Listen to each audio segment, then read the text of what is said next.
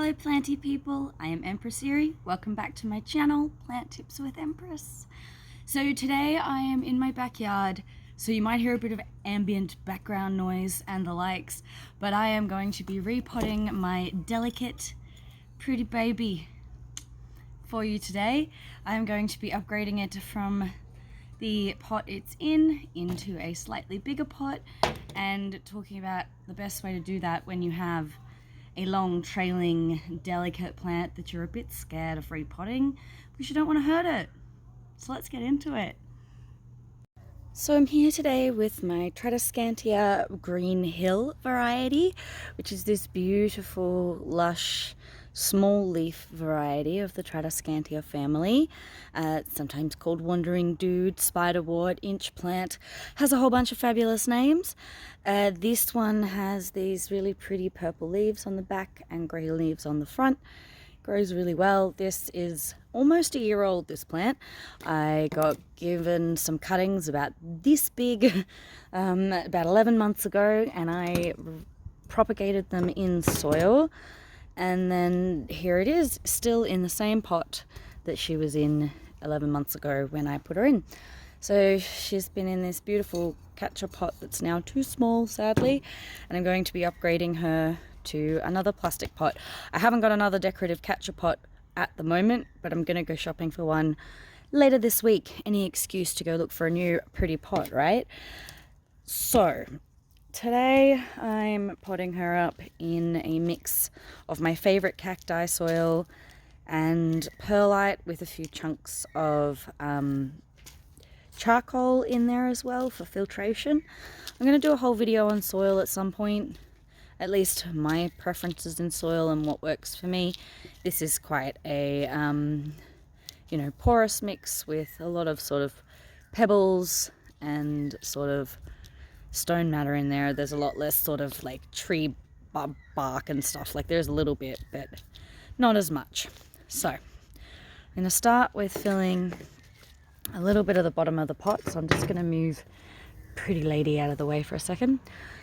So I used to put pebbles in the bottom of my pots, but I don't do that anymore because I was reading that it caused waterlog and a few things like that.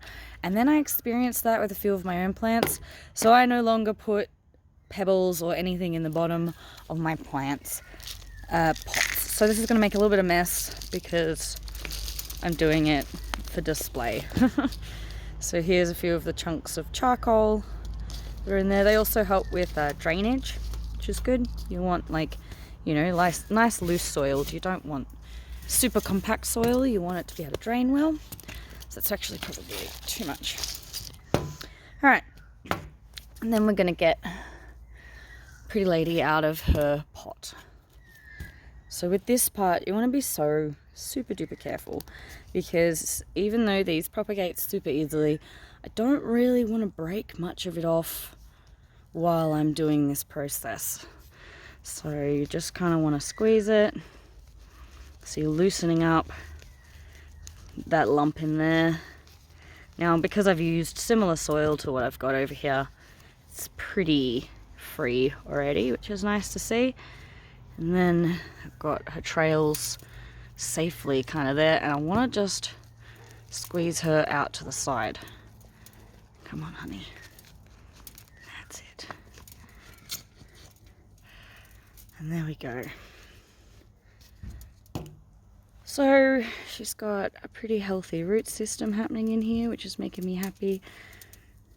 It's so impressive to see after, these were tiny little cuttings. And now they're these happy roots. Now I don't want to break this ball up too much because I don't want to traumatize her too much. So just enough so that they can grow again. Haven't made enough space in this pot. Now when you pot up, you really don't want to go up too big in size. Like, I used to think that giving them a big pot would give them all this space to grow, and they'll be so happy, and they'll grow into bigger, fuller, happier plants. But usually what that actually just does is if you give it too much space, it stresses your plant out. And you can actually waterlog it way too much. You can end up with a much more root rot because you've put just too much soil in there. You want to kind of just size up gradually. Like, you know, if you've ever bought clothes for a child, you wouldn't buy a size 4 and then go to a size 12. You'd buy a size 4 and then you'd buy a size 5 or a size 6. So, you know, you're kind of doing the same thing with your plant babies, is you don't want to size up too harsh, because what you're going to do is you're just going to shock everything and you're going to end up with too much water. So I'm just gently holding her hair out of the way here so I can tuck some soil in the gaps that are down in here. Now, it doesn't matter if it's not super tightly packed. Like, you know, again, you don't want to overdo it.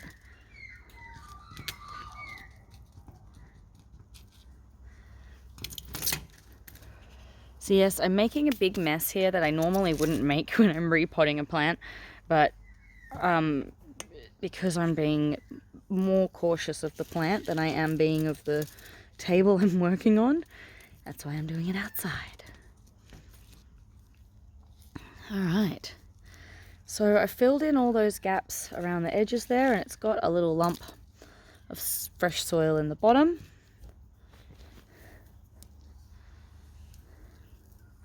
Oh my gosh, poor lady. Alright.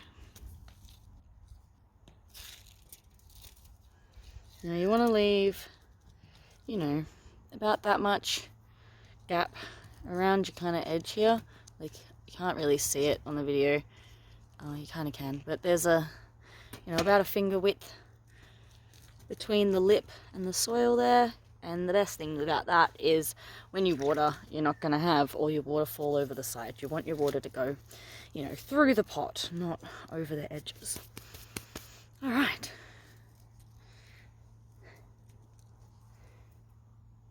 So next I'm going to give her a sparing drink with my favorite seaweed tonic. I'm going to do a video about seaweed tonics at some point as well. You know, it's all new stuff. So when I mean gentle, I really just mean a little bit of a circle water, not much. And that's why I really like these sort of small spout watering cans, because you can do it really effectively.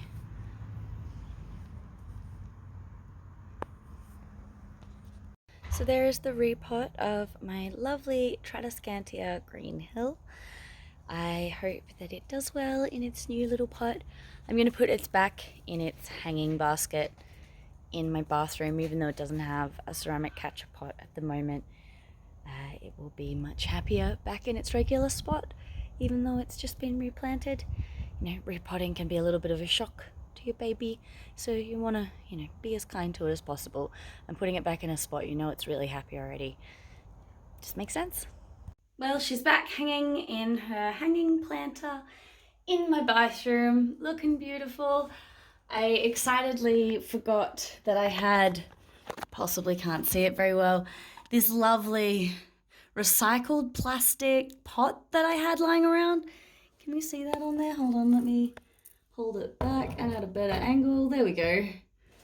So I had this lovely recycled pot lying around that actually fit my plastic catcher pot in it perfectly.